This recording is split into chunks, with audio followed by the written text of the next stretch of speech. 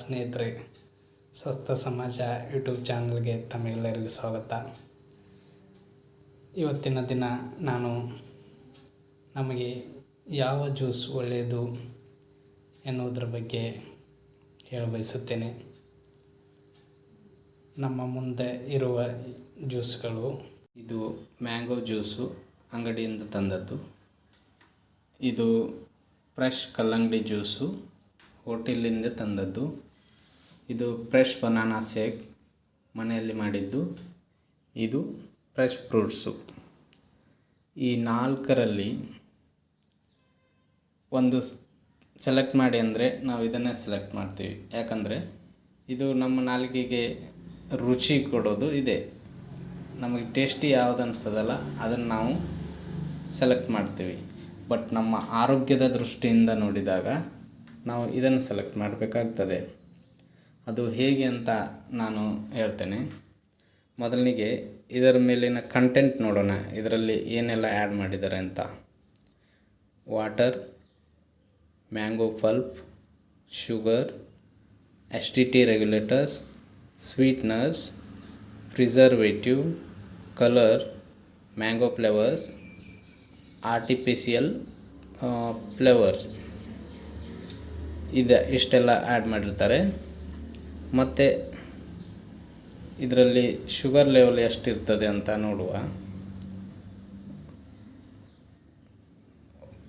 Per 200 mlಗೆ ಎಷ್ಟು percent add ಮಾಡಿರ್ತಾರೆ ಅಂತ ಇರ್ತದೆ ಇದರಲ್ಲಿ ನೋಡಿ. ಕಾರ್ಬೋಹೈಡ್ರೇಟ್ 12.5 ಇರ್ತದೆ. ಇಷ್ಟು ಜ್ಯೂಸಲ್ಲಿ ಅಷ್ಟು ಎನರ್ಜಿ ಇರ್ತದೆ. ಆಮೇಲೆ sugar, total sugar 12.3 gram. Added sugar is 10 gram. ಅಂದರೆ ಎಕ್ಸ್ಟ್ರಾ ಆ್ಯಡ್ ಮಾಡಿದ್ದು 10 ಗ್ರಾಮು ಪ್ಲಸ್ 2.3 ಇರೋದು ಆ ಫ್ರೂಟಲ್ಲಿ ಇರ್ತದೆ. ಸೊ ಇಷ್ಟು ಜ್ಯೂಸಲ್ಲಿ 10 ಗ್ರಾಮ್ ಶುಗರ್ ಅಂದರೆ ಅದು ಆರೋಗ್ಯಕ್ಕೆ ಒಳ್ಳೆಯದು ಅಲ್ವೇ ಅಲ್ಲ. ಯಾಕಂದರೆ ಇದು ಕಾರ್ಬೋಹೈಡ್ರೇಟ್ ಏನಿದೆ ಅದಲ್ಲ 12.5 ಗ್ರಾಮು, ಅದು ಕೂಡ ನಾವು ಕನ್ಸ್ಯೂಮ್ ಮಾಡಿದ ಮೇಲೆ ಅದು ಗ್ಲೂಕೋಸ್ ಆಗಿ ಕನ್ವರ್ಟ್ ಆಗಿ ಅದು ಶುಗರ್ ಆಗ್ತದೆ. ಪ್ಲಸ್ ಇದು ಆ್ಯಡ್ ಮಾಡಿದ್ದು 12.3 ಗ್ರಾಮ್.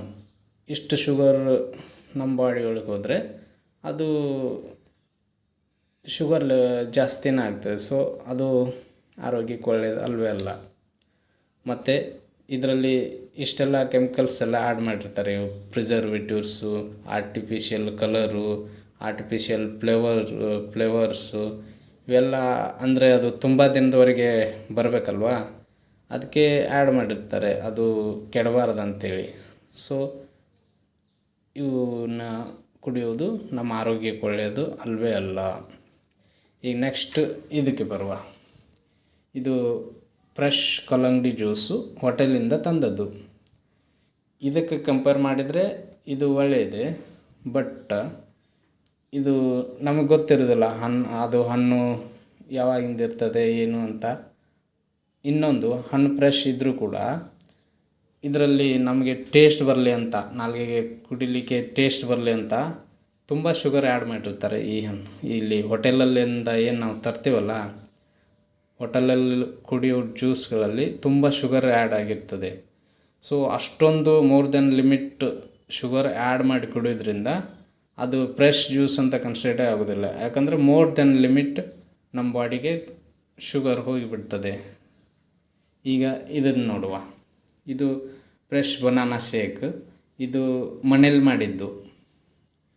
ಇದಕ್ಕೆ ಕಂಪೇರ್ ಮಾಡಿದರೆ ಇದು ಒಳ್ಳೆಯದು. ಹೇಗೆಂದರೆ ನಾವು ಫ್ರೆಶ್ ಫ್ರೂಟ್ಸ್ ನಮಗೆ ಗೊತ್ತಿರ್ತದೆ, ನಾವು ತಂದಿರ್ತೀವಿ.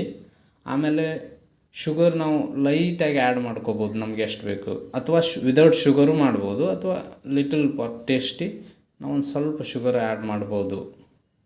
ಸೊ ಈ ಜ್ಯೂಸ್ ಕುಡಿಯೋದ್ರಿಂದ ಇವು ಎರಡೂ ಕಂಪೇರ್ ಮಾಡಿದರೆ ಈ ಜ್ಯೂಸು ಒಳ್ಳೆಯದು.